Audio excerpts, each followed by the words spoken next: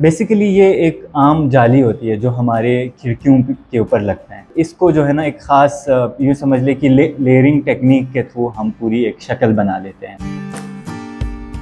इस तरह की जालियां आप लोगों ने घरों में देखी होंगी। इस तरह के रोल्स होते हैं और ये खिड़कियों में लगाए जाते हैं। अमूमन हम देखते हैं कि मच्छरों से बचाव के लिए इस तरह की जाली काम आती है।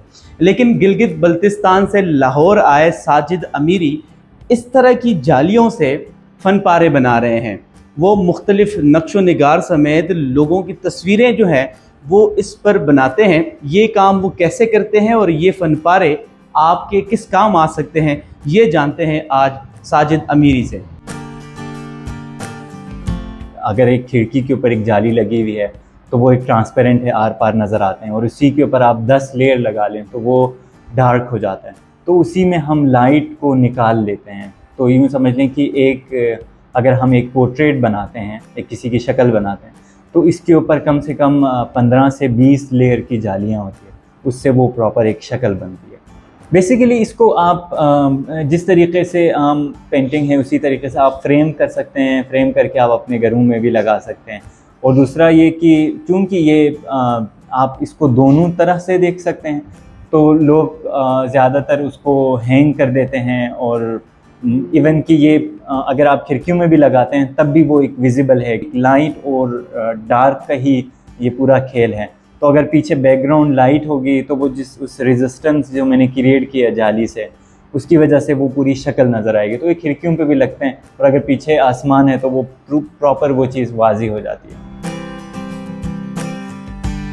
इब्तदाई तालीम तो मैंने गिलगित बल्तिस्तान से हासिल की है, लेकिन मैंने नेशनल कॉलेज ऑफ आर्ट्स से ग्रेजुएशन की है BS फाइन आर्ट्स में। जब मैं पहली दफ़ा यहाँ लाहौर में आया, मैंने देखा कि इतनी सारे और भी शोबे हैं जहाँ पर हम जा सकते हैं। मैं पहले पेंटिंग करता हुआ आ रहा हूँ और मैंने अपनी ग्रेजुएशन भी पेंटिंग से की है।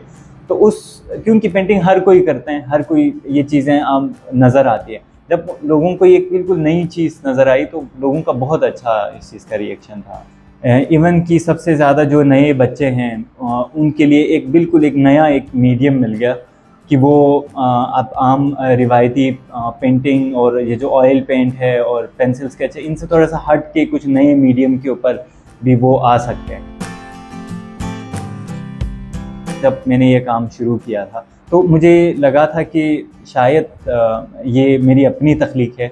और क्योंकि मैंने कहीं से सीखा नहीं था, ना मुझे कभी किसी ने बताया था कि कुछ वायर मेश के साथ भी कुछ हो सकता है। जब ये बिल्कुल रिफ़ाइन हुआ और सोशल मीडिया की थोड़ी पजीराई मिली तो पता चला कि पाकिस्तान में तो मैं वाहिद आर्टिस्ट हूँ जो वायर मेश के ऊपर इस नोयत के ऊपर काम करते हैं।